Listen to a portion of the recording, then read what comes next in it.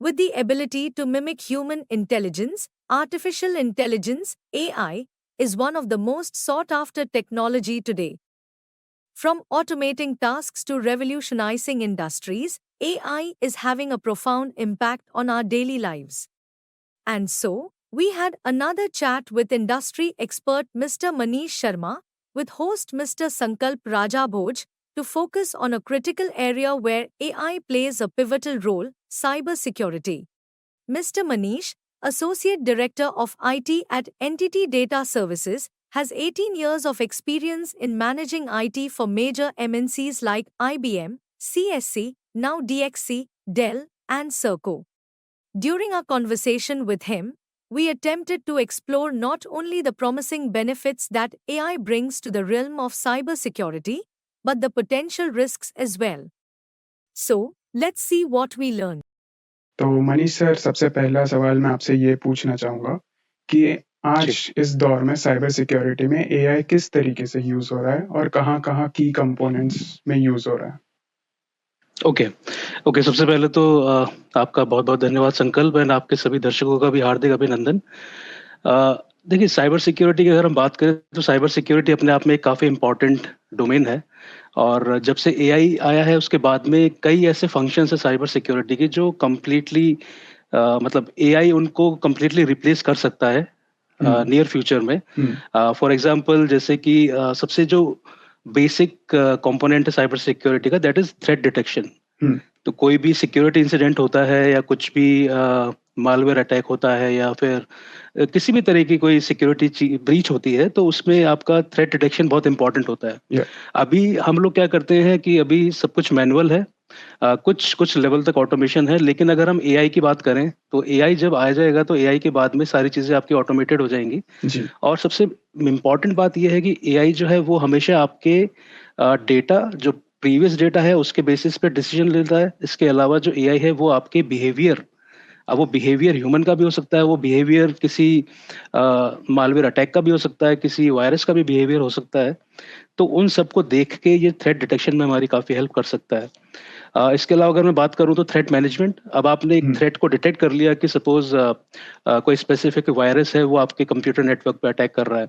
अब अभी जो सिचुएशन है अभी हम लोग उसको मैनुअली मैनेज करते हैं। आपने देखा होगा सिक्योरिटी इंसिडेंट को किस तरीके से मैनेज किया जाता है। एआई की मदद से हम ये कर सकते हैं कि थ्रेट को मैनेज भी हम लोग ऑटोमेटेड कर सकते हैं। उसमें ये है कि एल्गोरिदम्स के थ्रू हम ये पता लगा सकते हैं कि कौन सा जो थ्रेट है वो इम्पोर्टेंट है, कौन सा काफी ज्यादा उसकी डिग्री हाई है, उसको प्रायोरिटाइज भी किया जा सकता है एंड अकॉर्डिंगली उसके फिर उस पर एक्शन लिया जा सकता है। तो इसमें अभी जो हम मैनुअली जो काम करते हैं ना उसमें टाइम काफी लगता है। जी सब चीजों की प्रायोरिटी को डिसाइड करने में टाइम लग जाता है और उस बीच में काफी ज्यादा लॉस हो जाता है। अगर किसी बड़े बैंक की मैं बात करूं या किसी बड़े फाइनेंशियल इंस्टीट्यूशन की बात करूं तो कुछ मिनटों के अंदर ही कई लाखों रुपए या कई मिलियंस ऑफ डॉलर्स का ट्रांजैक्शन इम्पैक्ट होता है। तो ऐसे में मुझे लगता है कि एआई जो है वो टाइम को बचाएगा और थ्रेट रिस्पॉन्स का जो हमारा जो टाइम है उसको कम कर देगा। एक जो इम्पोर्टेंट है आपका पैच मैनेजमेंट, जो मुझे लगता है कि एआई के आने से काफी ज्यादा उसमें चेंजेस आएंगे।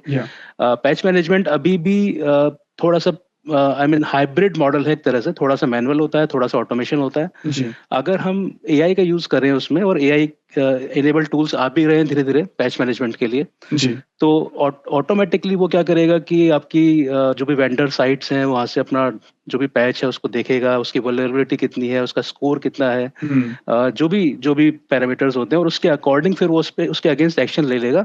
यहाँ पे भी टाइम बचेगा प्लस काफी कुछ मतलब रेस्पॉन्स हमारा क्विक रहेगा तो हमारी कॉस्ट भी बच सकती है। एक आपकी जो सबसे इम्पोर्टेंट चीज आती है वो होती है ऑटोमेटेड पेनिट्रेशन टेस्टिंग। तो किसी भी ऑर्गेनाइजेशन के लिए अपना जो आईटी एपरेटस है, उसका आईटी इंफ्रास्ट्रक्चर है, वो लोग पेनिट्रेशन टेस्टिंग करते हैं और पता लगाते हैं कि उनके नेटवर्क में कहाँ पे गैप्स हैं, उनके इंफ्रा के अंदर कहाँ पे गैप्स हैं और अकॉर्डिंगली फिर वो उसके अगेंस्ट एक्शन लेते हैं। एआई टूल्स इस काम को ऑटोमेट कर सकता है। वो ऑटोमेटिकली आपकी जो भी इंफ्रा की जो कंपोनेंट्स हैं उनको स्कैन करेगा, पूरे नेटवर्क को स्कैन करेगा, प्लस उनमें जो भी वल्नरेबिलिटीज हैं उनको देखेगा, कहाँ पर आपको तुरंत एक्शन लेना है, कहाँ पर आप थोड़ा सा उसको डिले भी कर सकते हैं। ये सारा काम एआई टूल्स अपने आप कर सकते हैं। तो मेरे हिसाब से ये जितनी भी चीज़ें हैं आपकी, ये एआई अब नियर फ्यूचर में करने वाला है। इसके अलावा आपका जीआरसी है, जिसमें आप governance, risk management and change management की बात करते हैं, कंप्लायंस वगैरह की बात करते हैं आप। ये सारा भी एआई पूरा मैनेज कर सकता है। हाँ, थोड़ा सा उसमें मैनुअल इंटरवेंशन जरूर होगा, लेकिन इट इज कैपेबल ऑफ। और एक इम्पॉर्टेंट चीज होती है आपके रिस्क मैनेजमेंट जी। तो रिस्क मैनेजमेंट अभी की अगर मैं बात करूं तो it is completely manual exercise, जिसमें कि कोई भी ऑडिटर होता है या फिर कोई रिस्क मैनेजर होता है, वो एक मैनुअली किसी भी ऑर्गेनाइजेशन के जो भी आईटी इंफ्रास्ट्रक्चर है या फिर जो अदर कंट्रोल्स उनको देखता है कि कहाँ पे रिस्क ज्यादा है, कहाँ पे गैप्स हैं, फिर अकॉर्डिंगली वो सजेस्ट करता है कि आपको क्या एक्शन लेना है इन रिस्क को मिटिगेट करने के लिए। अगर मैं एआई की बात करूँ तो एआई इसमें अपनी जो लर्निंग है, एआई क्या करेगा, इंटरनेट के बेसिस पे लर्न करेगा कि डिफरेंट कंपनीज क्या क्या बेस्ट प्रैक्टिसेस यूज करती हैं, अकॉर्डिंगली वो फिर आपको सजेस्ट कर सकता है। तो आई थिंक ये जितनी भी चीजें मैंने बताई हैं आपको, ये नियर फ्यूचर में हार्डली 2 या 3 साल के अंदर आपको देखने को मिलेगा कि ये सारी चीजें एआई से जी एआई द्वारा मैनेज की जा रही हैं। कहीं ना कहीं एआई का इसमें कंट्रीब्यूशन रहेगा। जी। और मेरे हिसाब से जैसे एआई के थ्रू हम लोग नए जो वल्नरेबिलिटीज आती है उसका हमें सोल्यूशन नहीं मिलता है। बहुत बार ऐसा होता है कि नए वल्नरेबिलिटीज जब कोई ऑर्गेनाइजेशन को अटैक करती है तो उस समय हमारे पास उसका तुरंत कोई सोल्यूशन नहीं होता है। तो एआई के जरिए हम पास जितना भी हमारे पास डेटा है उससे एआई सीख करके नए वल्नरेबिलिटीज को तुरंत कैसे मिटिगेट किया जाए वो हमें फायदा दे सकता है। Absolutely absolutely. देखिए, कोई भी वल्नरेबिलिटी हो, कोई भी वायरस अटैक हो, मेलवेयर अटैक हो, उसमें सबसे इम्पोर्टेंट होता है कि आपका सिग्नेचर क्या है। हाँ जी जरूर। ठीक है, कोई भी मान लीजिए किसी ने कोई वायरस बनाया तो उस वायरस का एक स्पेसिफिक बिहेवियर होगा कि वो पहले सिस्टम फाइल्स को करप्ट करेगा, या जैसे रैंसमवेयर्स होते हैं। रैंसमवेयर क्या करते हैं कि स्पेसिफिक जो इंपॉर्टेंट फाइल्स हैं उनको वो लोग लॉक कर देते हैं, वो जो भी सॉफ्ट, ठीक है, और उसके बाद में फिर आपको पैसा देने के लिए बोला जाता है। ऐसे ही जितने भी मालवेयर्स होते हैं उनका एक स्पेसिफिक बिहेवियर होता है कि वो जाके पहले सिस्टम फाइल को कैप्चर करेगा, फिर उन पे कुछ रेस्ट्रिक्शंस लगा दी जाएंगी वगैरह वगैरह। तो एआई क्या कर सकता है, एआई इन सारे सिग्नेचर्स को लर्न करेगा पहले मशीन लर्निंग के थ्रू या डीप लर्निंग के थ्रू, एंड देन अगर आपने एआई इंप्लीमेंट कर दिया अपने इंफ्रा के अंदर तो वो कंटिन्यूसली रियल टाइम में इन चीजों को कैप्चर करता रहेगा, देखता रहेगा, ऑब्जर्व करता रहेगा। और जैसे ही उसको कहीं पे भी डेविएशन से मिलती है, कहीं पे भी कुछ उसको लगता है कि हाँ ये सेम बिहेवियर उसने पहले भी कहीं पे देखा है, वो तुरंत उसके अगेंस्ट एक्शन ले लेगा। तो दैट इज पॉसिबल एक्चुअली। तो मनीष सर, दूसरा सवाल मैं आपसे ये पूछना चाहूंगा कि साइबर सिक्योरिटी में एआई का यूज करना कौन से सिग्निफिकेंट एडवांटेज हमें देगा? ओके, देखिए जैसे अभी हमने सारा अभी ऊपर डिस्कस किया है, सबसे इम्पोर्टेंट तो ये है कि आपका real time threat detection AI के थ्रू हमको मिलेगा। थ्रेट डिटेक्शन भी होगा, थ्रेट का कैटेगराइजेशन भी हो जाएगा और थ्रेट रिस्पॉन्स भी हो जाएगा, और साथ ही साथ थ्रेट रिमीडिएशन भी होगा। It's all because of data, जो एग्जिस्टिंग डेटा हमारे पास में होगा, एआई उसके बेसिस पे सारे एक्शंस लेगा। तो ये बहुत इंपॉर्टेंट है। दूसरा थोड़ा रिस्क मैनेजमेंट जो है अभी कंप्लीटली मैनुअल एक्सरसाइज है। इसको अगर हम ऑटोमेट कर दें किसी लेवल पे, और मैनुअल में क्या होता है ना कहीं आपसे अगर कुछ मिस हो गया, जैसे कि रिस्क मैनेजमेंट में आपका ह्यूमन एरर्स बहुत होते हैं, या फिर आपका चेंज कंट्रोल है उसमें ह्यूमन एरर बहुत होते हैं, तो उसको आप थोड़ा सा मिनिमाइज कर सकते हैं एक सर्टेन लेवल तक।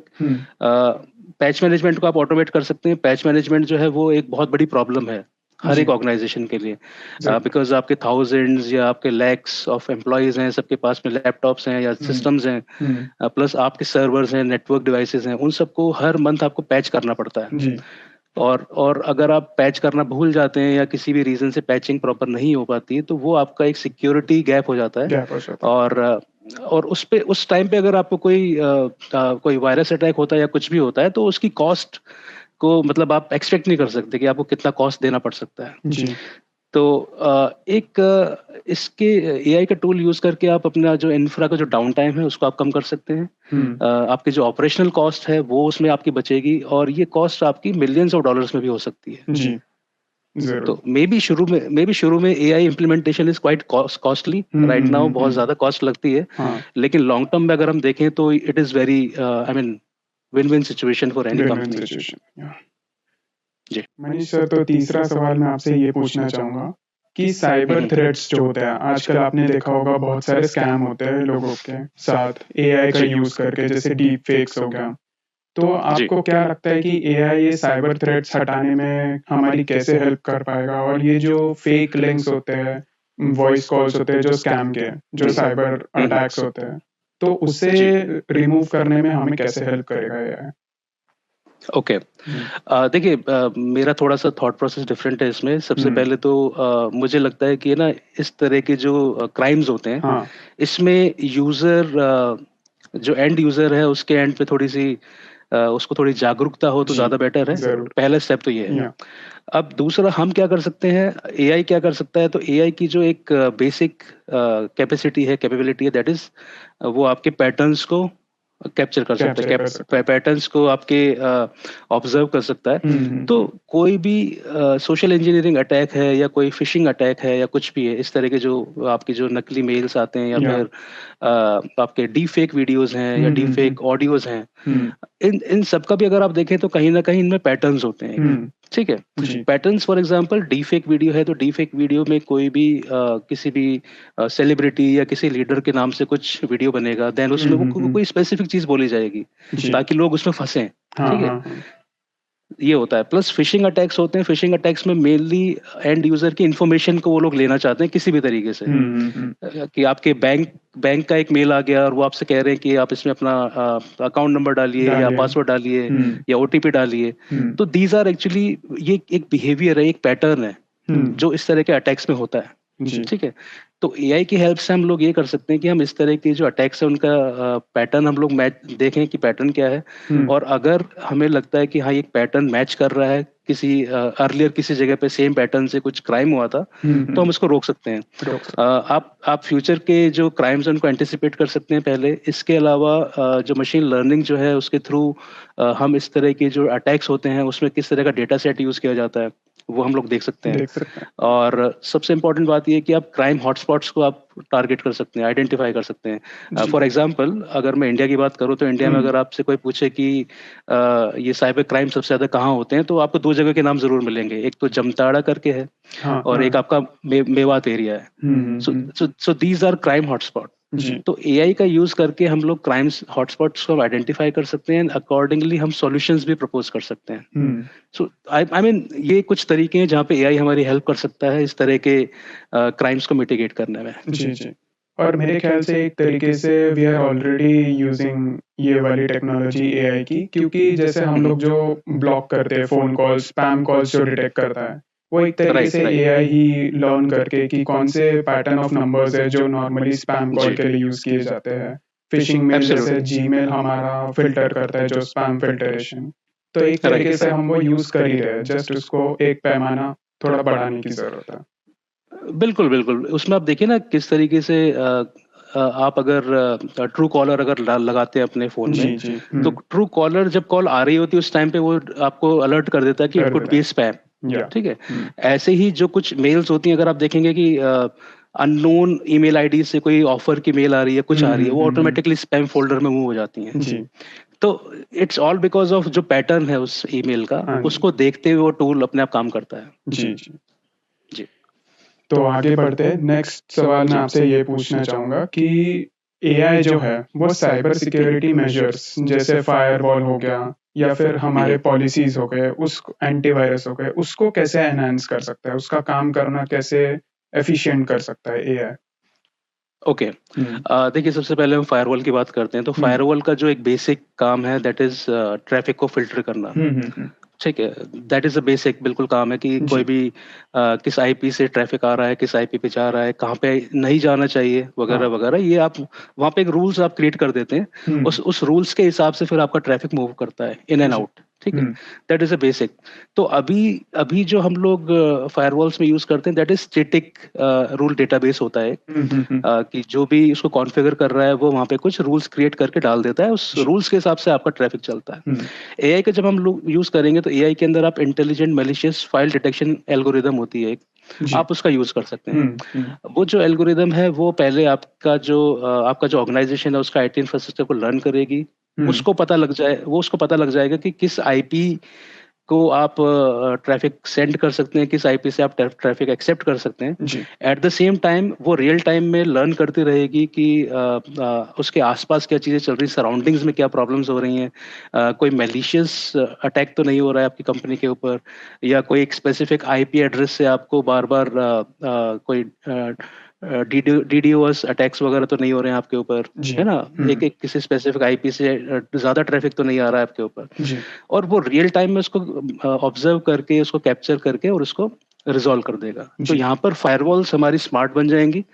और अगर मैं एंटीवायरस की बात करता हूँ तो AI powered antivirus already already है। मार्केट में आ चुके हैं। तो अगर आप बात करें कन्वेंशनल एंटीवायरस सॉफ्टवेयर की, तो कन्वेंशनल एंटीवायरस सॉफ्टवेयर में क्या होता था कि आपने एक सॉफ्टवेयर खरीदा, आपने इंस्टॉल कर लिया, अब आप हर 15 दिन में या हर एक महीने में उसको अपग्रेड करते थे। जी और अपडेट क्या करते थे आप, आपके पास में वायरस डेफिनेशन का एक डेटाबेस कंपनी रिलीज करती थी हर महीने में 15 दिन में, हाँ और आप उसको इंस्टॉल करते थे। जी अब होता क्या था कि वो जो कंपनी है, फॉर एग्जांपल नॉर्टन है या कास्परस्काई है या कोई भी कंपनी है, उसके अंदर जो एक्सपर्ट होते थे वो रियल टाइम में देखते रहते थे कि पूरी दुनिया में क्या चीज़ें चल रही हैं, कौन से वायरसेस नए आ गए हैं, कौन सा अजीब सा बिहेवियर है किसी सॉफ्टवेयर का, या कुछ भी तरह की वल्नरेबिलिटीज, अकॉर्डिंगली वो उसके लिए पैचेस डिजाइन करते थे जी और उसको फिर वो रिलीज करते थे। जी तो इस तरीके से काम हो रहा था। हाँ इसमें प्रॉब्लम ये हो जाती थी कि सपोज कीजिए कि आपके देर आर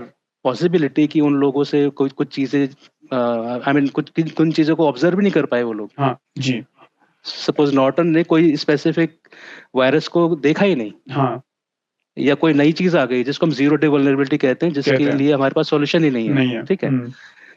तो यहाँ पर एआई हेल्प करेगा। एआई एडेड या एआई पावर्ड जो एंटीवायरस सिस्टम्स होंगे वो ये देखेंगे कि सपोज कोई वल्नरेबिलिटी यूएस के अंदर अभी डिटेक्ट हुई है, मान लीजिए 2 घंटे पहले, हाँ 2 घंटे पहले कोई डिटेक्ट हुई है, तो वो सिस्टम इतना फास्ट होगा लर्न करने के लिए कि वो तुरंत लर्न कर लेगा। प्लस यूएस में जो कंपनी है उसने क्या एक्शन लिए उस वायरस के अगेंस्ट, उसको लर्न कर लेगा, और सेम टाइम वो चीज आपके यहाँ पे इम्प्लीमेंट कर देगा। जी तो जब तक वो वायरस स्प्रेड होगा आपके पास ऑलरेडी उसका सॉल्यूशन होगा। रहेगा तो ये मेरे हिसाब से बहुत इंपॉर्टेंट है। और मेरे हिसाब से अगर हम ऐसा एआई का यूज करते हैं एंटीवायरस सॉफ्टवेयर्स में, तो इससे काफी ज्यादा कॉस्ट बचेगी, और जी काफी ज्यादा जो लॉस होता है, इन्फॉर्मेशन का लॉस या फिर फाइनेंशियल लॉस या लीगल लॉस जो होते हैं कंपनियों को, जी वो बच सकते हैं। ओके। तो मनीष सर, एक और सवाल मैं आपसे ये पूछना चाहूंगा कि जब हम जी एआई को इंट्रोड्यूस करते हैं साइबर सिक्योरिटी में, तो कौन जी से एथिकल चैलेंजेस हो सकते हैं जो हमें फेस करना पड़े, और क्या एआई साइबर सिक्योरिटी में इंट्रोड्यूस करने के बाद वो नई वल्नरेबिलिटीज लेकर आता है हमारे साथ? जी, अच्छा क्वेश्चन है संकल्प आपका। देखिए, इस समय इस चीज़ पे दुनिया भर में डिबेट चल रही है कि एआई की वजह से आपकी प्राइवेसी का कोई इश्यू तो नहीं है, सिक्योरिटी का कोई इश्यू तो नहीं है, और there are many other issues as well, like कि एआई की बायसनेस, फेयरनेस, इसके ऊपर भी डिबेट चल रहा है इन दिनों, और या फिर आपका अकाउंटेबिलिटी, डिसीजन मेकिंग के ऊपर डिबेट चल रहा है, प्लस आपका ट्रांसपेरेंसी की जो एआई का जो हम डेटा हमको मिल रहा है, इज इट ट्रांसपेरेंट?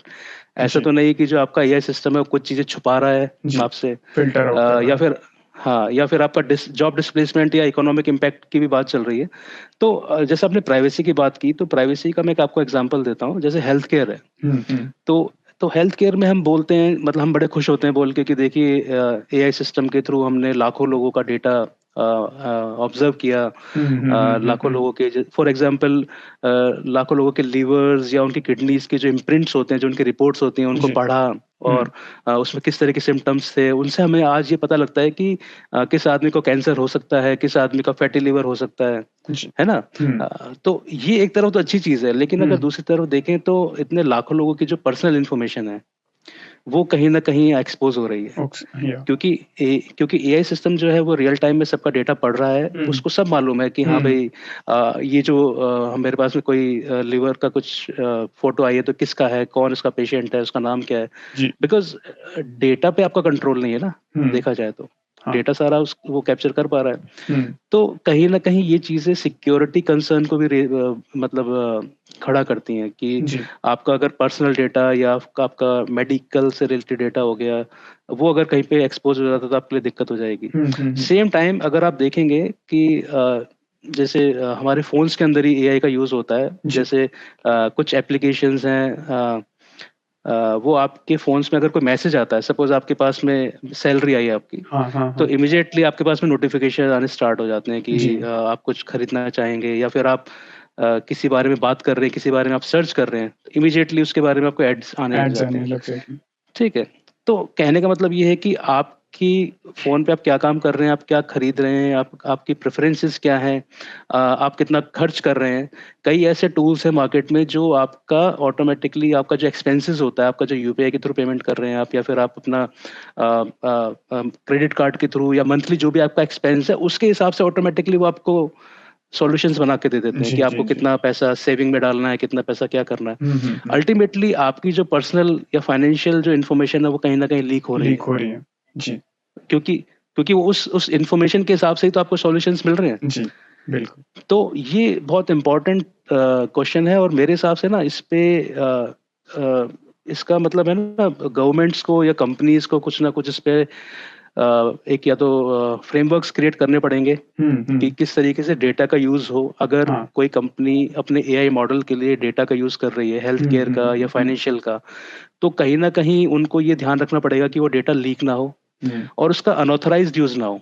जी क्योंकि इन दोनों ही केसेस में काफी दिक्कतें हो सकती हैं लोगों को। हम जैसे डेली सुनते रहते हैं कि हम्म। मैकडोनल्ड्स के इतने लाख लोगों का डेटा चला गया, जी या फिर आधार कार्ड के बारे में इतनी इन्फॉर्मेशन आती रहती है, मतलब बोला जाता है कि आधार 10 लाख लोगों का डेटा चला गया। जी जी अब लोग समझते नहीं है कि डेटा कितना इंपॉर्टेंट है। जी। आपके अगर आपके फिंगरप्रिंट्स बायोमेट्रिक्स अगर लीक हो जाते हैं, या, ठीक है, आपकी पहचान आपके फिंगरप्रिंट्स और आपके बायोमेट्रिक्स से, आपकी आइरिस स्कैन जो जी होता जी है। जी अब आपका आइरिस स्कैन और आपका जो फिंगरप्रिंट अगर मान लीजिए मैं चुरा लेता हूँ किसी जी। भी तरीके से, हम्म। तो कहीं पे भी अगर मुझे जरूरत है उसको लगाने की, मैं यूज कर सकता हूँ, कर और सकते मैं संकल्प बन जाऊंगा उस हैं। जी केस में। जी जी जरूर।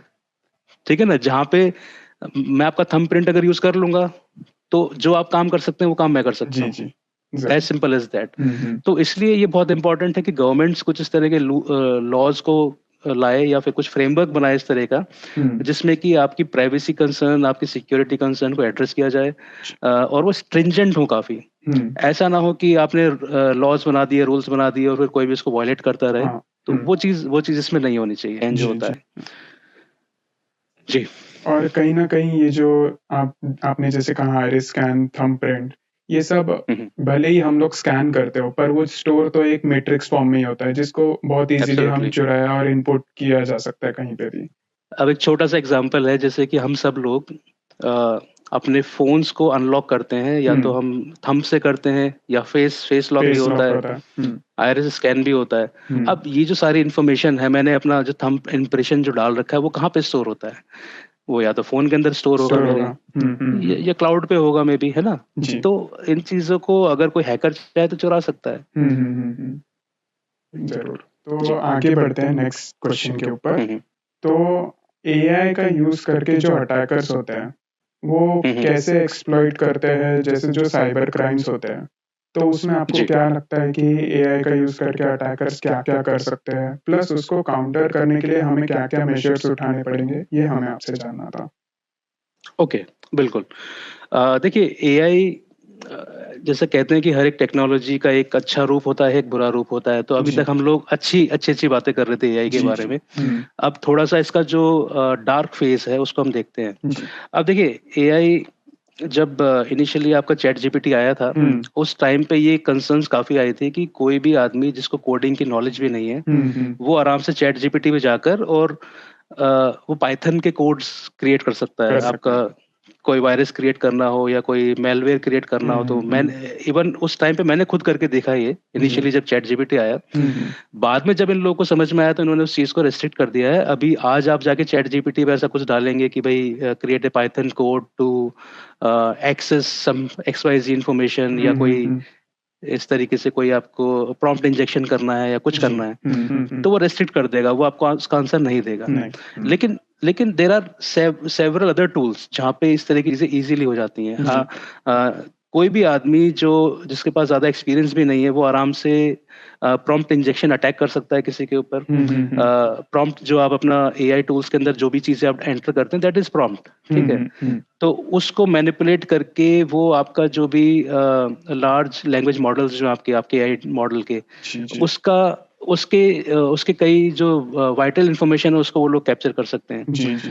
और आपका जो सेंसिटिव इंफॉर्मेशन है उसको वो लीक कर सकते हैं। इसके अलावा एआई पावर्ड मालवेयर्स, ये अगेन इस तरह के मालवेयर्स होंगे जिनके बारे में शायद अभी तक किसी भी सिस्टम को पता ही नहीं होगा। इनको जी। बनाया इस तरीके से जा सकता है कि इनके डेफिनेशंस, इनके जो भी बिहेवियर है उसकी इंफॉर्मेशन किसी के पास ना हो, और इनको फिर स्प्रेड किया जा सकता है। जी। एआई पावर्ड फिशिंग अटैक्स भी हो सकते हैं, जैसे आजकल जनरेटिव एआई काफी यूज किया जा रहा है। जनरेटिव एआई का यूज करके आप फिशिंग अटैक्स को नेक्स्ट लेवल पे लेके जा सकते हो। जी। फॉर एग्जाम्पल, अभी जो आपके पास में ईमेल्स आती हैं, तो कोई फिशिंग अटैक वाली ईमेल है तो आप उसको पहचान सकते हो। उसमें किसी बैंक की तरफ से अगर कोई मेल आई है तो आप उसका लोगो देख के या उसका जो ग्राफिक्स है देख के आप पहचान सकते हो कि नकली है। जी, जी। लेकिन अगर आप जनरेटिव एआई से अगर आप ऐसा कुछ क्रिएट करोगे, लोगोस क्रिएट करोगे या जी, जी। बैंक का न्यूज़ लेटर क्रिएट करोगे, तो वो काफी हूबहू एकदम असली जैसा लगेगा। जी। उसके अलावा आपके ईमेल एड्रेसेस भी काफी ज्यादा इस तरीके से आप क्रिएट कर सकते हैं। और I mean there are many things जो जनरेटिव एआई के थ्रू हो सकती हैं, जो सोशल इंजीनियरिंग अटैक्स होते हैं इतने तरह के। आपने देखा होगा फेसबुक के ऊपर कई तरह की एप्स आती हैं जी, जी। जो आपसे कुछ इन्फॉर्मेशन मांगती हैं, देन आपका चेहरा वो बदल सकती हैं, आपको डांस करते दिखा सकते हैं, गाना गाते दिखा सकते हैं। These are social engineering attacks, और उसके थ्रू वो आपको कंपेल कर सकते हैं आपकी पर्सनल इन्फॉर्मेशन रिवील करने के लिए। तो मालवेयर के बारे में हम लोग पढ़ ही चुके हैं। डीफेक्स, अगेन डीफेक्स एक एआई का बहुत बड़ा क्या नाम है, नेगेटिव एक पार्ट है, जिसमें कि आप किसी का भी डीफेक वीडियो या ऑडियो बनाकर उसको फिर आप क्राइम कर सकते हो। उसके आप लोगों को भड़का सकते हो, लोगों को आप मिसलीड कर सकते हो, प्लस लोगों से पैसा ले सकते हो डीफेक का यूज करके। और इवन अगर चाहें, अब जैसे फॉर एग्जांपल इंडिया में इलेक्शंस हो रहे हैं इस समय, तो आपने देखा होगा कि डीफेक का काफी यूज किया गया, कई उल्टे सीधे वीडियोस बनाए गए हैं। और इन वीडियोस की वजह से आप वोटर्स को मैनिपुलेट कर सकते हो। आप इवन मैं एग्जेजरेट नहीं कर रहा हूँ इस चीज को, लेकिन इवन आप दंगे भी करा सकते हो किसी भी देश में। So that is very much possible. Brute forces attack जो होते हैं आपके, वो आप करा सकते हो एआई के थ्रू। और इसके अलावा आप ऑटोमेटेड अटैक्स, किसी भी एक ऑर्गेनाइजेशन के अगेंस्ट आपने एक ऑटोमेटेड अटैक आप ऑर्केस्ट्रेट कर सकते हो उसके थ्रू। और साइबर एस्पियोनेज आप कर सकते हो एआई के थ्रू। किसी की भी आपको इन्फॉर्मेशन चाहिए तो एआई टूल्स के थ्रू आप ले सकते हो। और रैंसमवेयर अटैक्स भी आप कर सकते हो, जिसमें कि आप रैंसमवेयर वायरस का जो प्रोसेस है उसको आप ऑटोमेट कर सकते हैं। देन अकॉर्डिंगली जो भी एक सिस्टम की जो भी वल्नरेबिलिटीज होती हैं उसको आप वहां पर कॉम्प्रोमाइज करके और उस इंफॉर्मेशन को लेके सिस्टम को आप उस समय सीज कर दोगे। देन अकॉर्डिंगली फिर आप अपने जो भी आपका टारगेट है उससे आप फिर पैसा ले सकते हो। तो there are many ways. And even अभी आईओटी अटैक्स भी स्टार्ट हो गए हैं। इंटरनेट ऑफ थिंग्स जो है, आपकी जितनी भी आपकी डिवाइसेस होती हैं जिनमें इंटरनेट कनेक्टिविटी होती है कहीं ना कहीं, तो इवन उनको भी एआई टूल्स के हिसाब से टूल्स का यूज करके आप उसकी जो भी इंफॉर्मेशन है या कुछ भी आप ले सकते हो। और इसमें सबसे बड़ा जो मुझे खतरा लग रहा है वो है इस समय आपकी जो एआई पावर्ड कार्स जो होती हैं, जो इंटरनेट कनेक्टेड कार्स होते हैं, चाहे टेस्ला हो चाहे इंडिया में भी हो। अगर उसकी इंफॉर्मेशन आप किसी भी तरीके से कैप्चर कर लेते हो तो आप उस कार के ड्राइवर बन जाओगे एक तरह से। आपको चुराने की जरूरत नहीं है, आप सीधा जाओगे, बैठोगे और उस कार को लेके चले जाओगे। So these are many ways actually. हाँ, IoT में भी अभी हमने देखा है कि दिनों दिन नए डिवाइसेस निकल के आ रहे हैं जो हमें पॉकेट फ्रेंडली एआई टूल्स, जैसे जो क्लिप ऑन हो जाते हैं उन्हें लगा के हम बेसिकली एआई का यूज करते हैं। उसमें सब्सक्रिप्शन मॉडल्स होते हैं। तो कहीं ना कहीं हम जैसे एआई के दौर में आगे जा रहे हैं, ऐसे IoT डिवाइसेस भी बहुत सारे निकल के आ रहे हैं। प्लस उसमें खतरा एक ये है कि हर डिवाइस में हमें अपनी इंफॉर्मेशन देनी होती है, और हर डिवाइस का अलग प्लेटफॉर्म होता है, हर एक डिवाइस का अलग सिस्टम आर्किटेक्चर होता है। तो हमें नहीं पता कि अटैकर किसको कैसे अटैक करेगा। तो वही एक कंसर्निंग चीज लगती है मुझे कि जैसे हम आगे जा रहे हैं, जैसे हम नई नई चीजें बना रहे हैं, वैसे वैसे वल्नरेबिलिटीज और एआई का खतरा भी उतना ही बढ़ रहा है।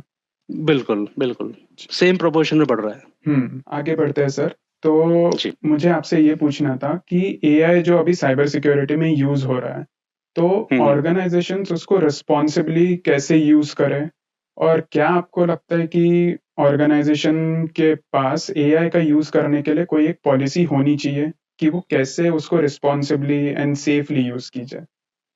राइट। हम्म देखिए, अच्छा क्वेश्चन है आपका ये भी। हम्म और जो आपने कहा है कि पॉलिसी होनी चाहिए, बिल्कुल होनी चाहिए। हम्म मेरा मानना ये है कि एआई को लेके जैसे आई आई ट्रिपल ई है, वो उसने हर एक चीज़ के लिए एक स्टैंडर्ड बना रखा है। जी जी जी। ठीक है हम्म कि आपका कम्युनिकेशन कैसा होना है, ब्लूटूथ कैसे वर्क करेगा, वाईफाई कैसे वर्क करेगा। तो ऐसे ही मेरे हिसाब से उनको एक एआई को लेके भी एक स्टैंडर्ड या एक फ्रेमवर्क डिजाइन करना चाहिए। इसमें मल्टीपल गवर्नमेंट्स भी इसमें कंट्रीब्यूट कर सकती हैं, मल्टीपल आपके जो टेक जायंट्स हैं वो भी कंट्रीब्यूट कर सकते हैं। और मेरा मानना ये है कि इसमें कुछ कुछ सजेशंस हैं मेरे, वो हो सकते हैं तो अच्छी बात है। जी जैसे कि आपकी प्राइवेसी जो है उसको डिजाइन में किसी भी जो भी सॉल्यूशन आप एआई सॉल्यूशन बना रहे हैं, हाँ उसके डिजाइन में ही इस तरीके से चेंजेस किए जाएं कि जो आपकी प्राइवेसी के जो प्रिंसिपल्स हैं हम्म उसको इसमें इनकॉर्पोरेट किया जाए। और जो भी आपका एआई प्रोजेक्ट है वो कहीं ना कहीं प्राइवेसी को वॉयलेट ना करे किसी भी जी सेंस में। जरूर। दूसरा ये कि एक एनोनिमाइजेशन एक कॉन्सेप्ट होता है, या फिर इनक्रिप्शन की अगर हम बात करें, तो कहीं ना कहीं एनक्रिप्शन जो टेक्निक्स हैं हमारी जो हम आज यूज करते हैं, उसको कहीं ना कहीं हमें थोड़ा सा और स्ट्रेंथन करना पड़ेगा, सो दैट आपका डेटा ब्रीच ना हो, आपकी प्राइवेसी ब्रीच ना हो, किसी की सिक्योरिटी थ्रेट ना हो। हाँ एक डेटा मिनिमाइजेशन एक कॉन्सेप्ट है जिसमें कि हम ये कर सकते हैं कि कोई भी एआई सॉल्यूशन है वो आपका डेटा कैप्चर करेगा ही करेगा, लेकिन हम किसी ना किसी लेवल पे एक रेस्ट्रिक्शन लगा सकते हैं कि वो उतना ही डेटा कैप्चर करे, कैप्चर उतना करे। ही डेटा को लर्न करे जितना जरूरी है। हम्म ठीक है, हाँ उससे उसकी लिमिटेशन हमें सेट करनी पड़ेगी, इसको हम डेटा मिनिमाइजेशन बोलते हैं।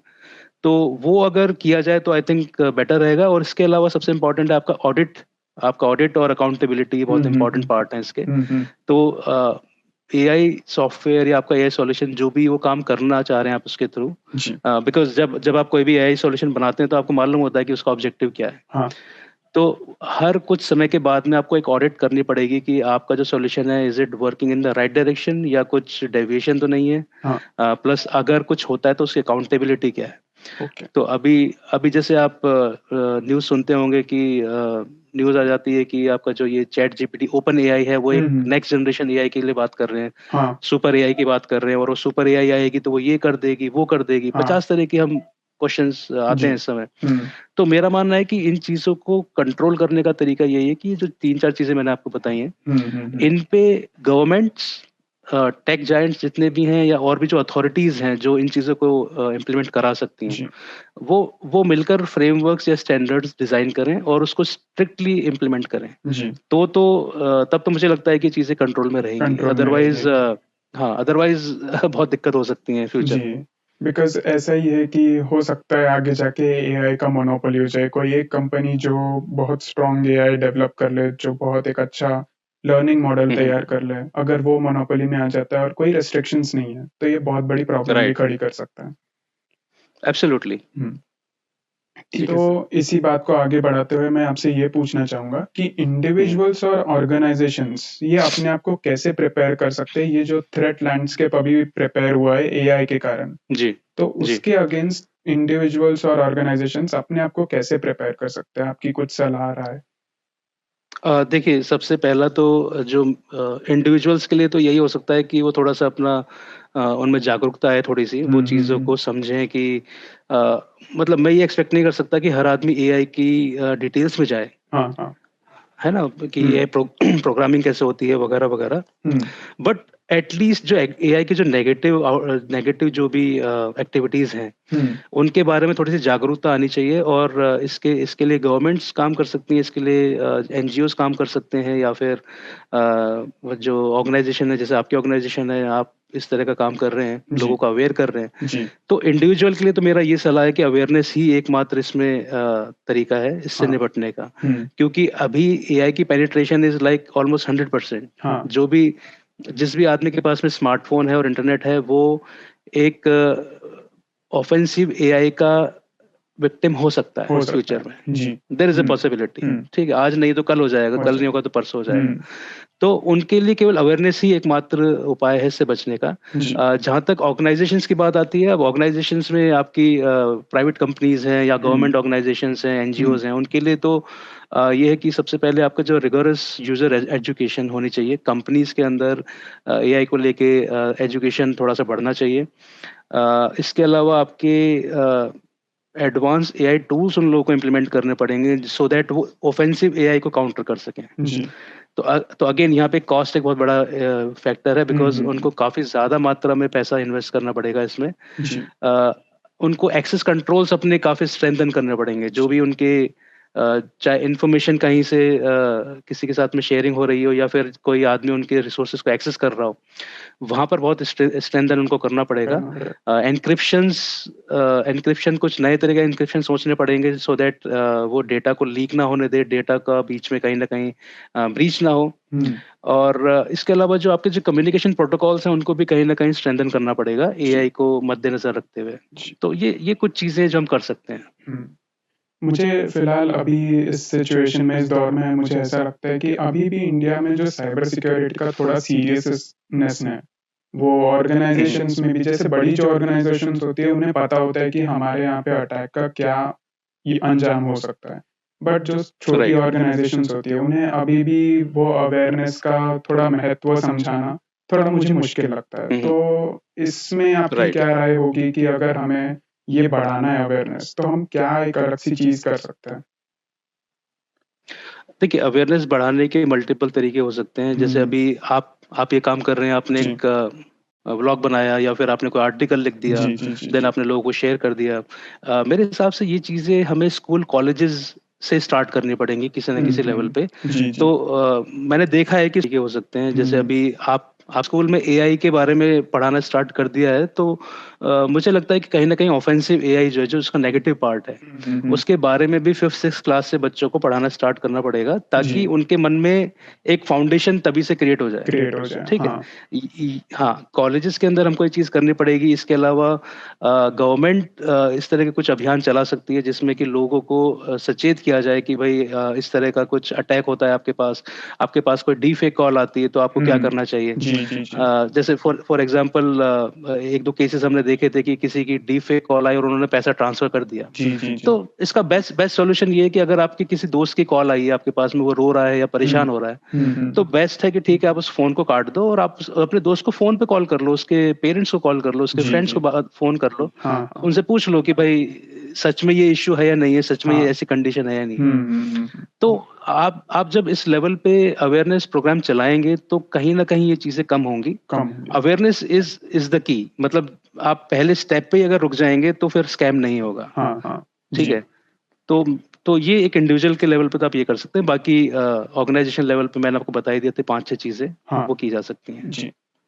तो ऑन एन एंडिंग नोट मैं आपसे ये सलाह मांगना चाहूँगा कि हमारे जो व्यूअर्स हैं अगर उन्हें एआई और साइबर सिक्योरिटी में अपना करियर बनाना है तो आप उन्हें क्या सलाह देना चाहेंगे? बिल्कुल। देखिए, साइबर सिक्योरिटी अपने आप में काफ़ी एक वाइड डोमेन है जिसमें जी जितना मुझे मालूम है कि 20-30 तरह के डिफरेंट वर्क प्रोफाइल्स होती हैं। तो मेरा ये कहना है कि साइबर सिक्योरिटी में फ्यूचर बहुत अच्छा है। जी तो कोई भी इंसान जो साइबर सिक्योरिटी में आना चाहे, पढ़ना चाहे या उसमें करियर बनाना चाहे, बिल्कुल कर सकता है।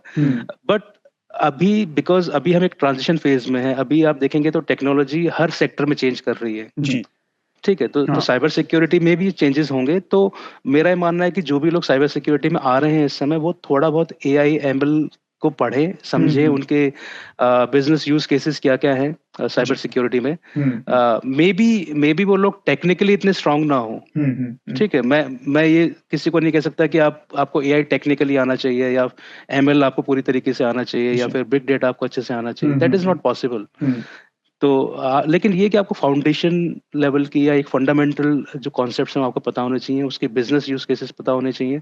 प्लस जो ऑफेंसिव एआई है या जो भी हमारे करंट एआई सॉल्यूशंस हैं, उनके बारे में आपको थोड़ा बहुत नॉलेज, एक ओवरव्यू लेवल की नॉलेज होनी चाहिए, सो दैट आप कभी किसी कंपनी में आप साइबर सिक्योरिटी एक्सपर्ट हैं तो वहां पर आपको एक टीम लीड करनी पड़ेगी, जिसमें डेवलपर्स भी हो सकते हैं, जिसमें आपके डिफरेंट टाइप के लोग भी हो सकते हैं, सर्विस मैनेजमेंट के लोग भी हो सकते हैं। तो आपको उन्हें गाइड करना पड़ेगा। एक्चुअल में जो काम है वो लोग करेंगे, लेकिन आपको उनको सुपरवाइज करना पड़ेगा या उनको अपनी डायरेक्शंस देनी पड़ेंगी। तो आपको इनकी फंडामेंटल नॉलेज जरूर होनी चाहिए। बाकी cyber security is ever growing field, अभी आगे जाकर और इसका ग्रोथ बढ़ना है, बिकॉज एआई की वजह से आपके थ्रेट्स बहुत आने वाले हैं, काफी सिक्योरिटी थ्रेट्स आने वाले हैं आपके, तो उनको काउंटर करने के लिए आपको कोई ना कोई तो चाहिए। तो साइबर सिक्योरिटी प्रोफेशनल्स वही काम करेंगे। हाँ जी जी।